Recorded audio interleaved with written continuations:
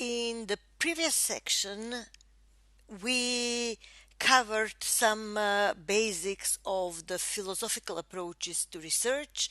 Then there were some research designs were described, and in this section we talked about the research strategy.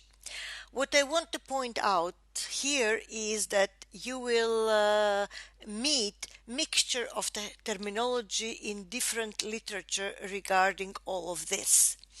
This means that design and strategy can be used interchangeably.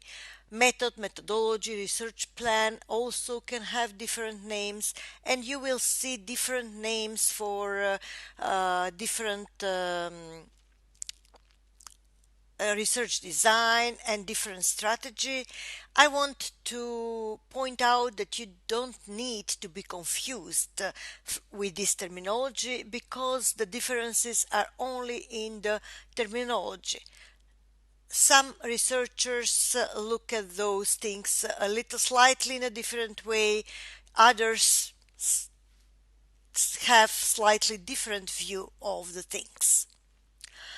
In order to get the big picture of how they are connected regarding the research methodology, I decided to show you the so-called portal of research methods, which I have taken from an article of a colleague of mine, Anne Hakason. Here is this picture. This picture, as you can see, looks like a layers, or like a half an onion that is cut at half, where in the core we have contribution or the results of the research. Immediately after it, we have the various quality criteria that characterize the research, and we will talk about them more in the last section of this course.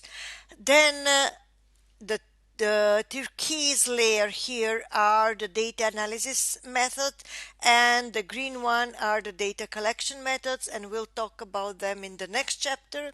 And here we come to the yellow layer, which are the research strategies that we've talked about in this chapter. Immediately after that comes the different types of reasoning that we talked about in the previous chapter. The research designs also we talked about in previous chapter, and the philosophical approaches we talked about in the previous chapters. You can see that this portal has somehow the left side that is called quantitative research and the right side that is called qualitative research. We have mentioned this division at the beginning of this course, and we said that quantitative research usually works with quantitative data and qualitative research works with qualitative data. So here all the approaches, designs, reasoning, strategies usually lead to collecting quantitative data. And on this side, all these designs, strategies, reasoning lead to collecting qualitative data. Those in the middle can collect either quantitative or qualitative data, and this depends on the research topic, research question, and the researcher, of course. I have already explained this, so I will skip this slide. Let's go and remind ourselves on the different steps in the research process.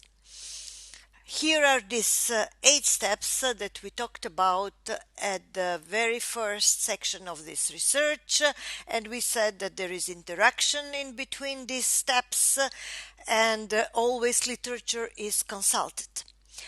Now let's see in which part of the research process you determine your philosophical approach. Usually this happens at the very beginning, and it usually depends on your discipline and your topic. The selection of the research design comes a little bit after that, when you know more of what your research will be about. Once this is defined, you need to select the research strategy. And I'll talk about how to select the research strategy in the separate lecture that is coming immediately after this one. However, at this point, I just want you to understand that the research strategy, once you come to select it, it will determine how you will collect your data and what kind of data you will collect. And this in itself, once you know the type of data, it will determine what kind of data analysis you will do in order to extract the results. In this portal, four philosophical approaches are mentioned that we didn't mention in our section 4. These are the positivism, post-positivism, realism, interpretivism, and criticalism. These approaches, as you can see, the first two are on the left side of the portal, which means that they looked at the reality objectively, the first one much more than the second one, and they usually lead to kind of quantitative research where the collected data are quantitative. Realism is somewhere in the middle, so with it you observe the nature, and it can lead to both collection of quantitative and collection of qualitative data, depending on the discipline where the research is performed. While interpretivism and criticalism, they both put the human in the center of the research and look at the social construction of the truth that is investigated. So this kind of physical approaches usually lead to collection of qualitative data. The selection of research design, as I mentioned before, leads to the type of reasoning. However, on the research portal, you have probably noticed that some part of some research design don't need at all to have any of these three types of reasoning. They somehow have their own view on what are the values or what is the reasoning behind the research. And what I want to point out that selecting research strategy is very important, and you need to think carefully before you select the research strategy. Of course, once the strategy is selected, it doesn't mean that it cannot be changed. It can be, of course, changed after you see that this strategy somehow is not giving you the results or is not productive for your research, so you can change your research strategy. We will talk about the properties the research strategy needs to have in the next lecture. Thank you for listening.